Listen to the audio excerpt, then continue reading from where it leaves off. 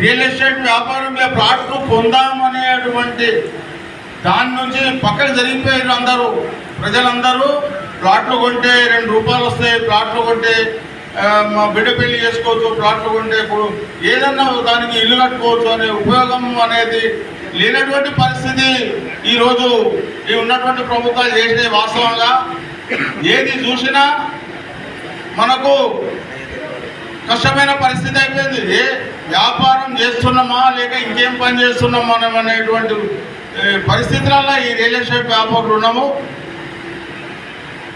అందుకోసం ఇప్పుడు నిజానికి టీఆర్ఎస్ ప్రభుత్వం ఉన్నప్పుడు అది ఏ విధంగానో ఓ విధంగా మనము అందరం వ్యాపారం చేసుకున్నాము, అందరికీ డబ్బులు వచ్చినాయి. అప్పుడు మనకు ఏది ఏర్పడలేదు.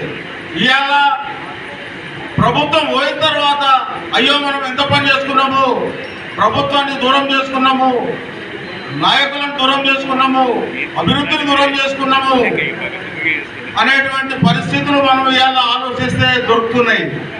అందుకోసం దయచేసి ప్రతి ఒక్కరు ఆలోచించాలి. రియల్ ఎస్టేట్ వ్యాపారులే కాదు, ప్రజలు అందరూ కూడా ఆలోచించవలసిన విషయం.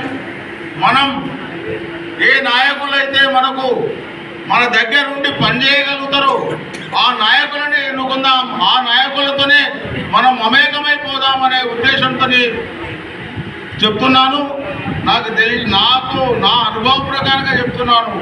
అందుకోసం ఏంటంటే ప్రతి రియల్ ఎస్టేట్ వ్యాపారి ఆలోచించి ఏం చేద్దాము, ఎట్లయితుందాము. ఇవాళ మన గౌరవనీయులు తన్నీరు హరీష్ రావు గారు మన సభకు ముఖ్య అతిథిగా విచ్చేస్తున్నారు.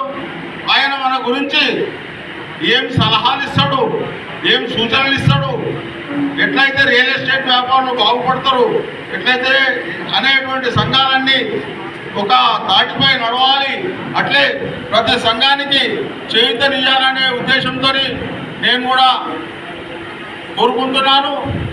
ఆయన ముఖ్య సలహాలు ఎన్నో చెప్పాలని కూడా మనవి చేసుకుంటున్నాను. హలో మిత్రులారా, దయచేసి లోపలికి రావాలి. కొత్త బస్ స్టాండ్ దాకా వచ్చిండు సారు, మరో 2 నిమిషాల్లో హాల్కి వస్తుంది కాబట్టి దయచేసి బయట ఉన్న వాళ్ళంతా లోపలికి రావాలని పేరున కోరుతా ఉన్నాం. బయట ఎవరెవరైతే ఉన్నారో మన మిత్రులంతా లోపలికి రావాలి. దయచేసి మీ సీట్లలో కూర్చోండి.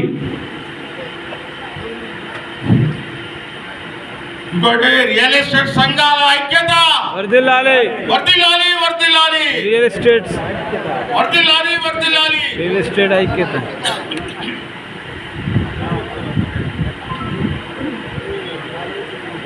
ఇక వచ్చినటువంటి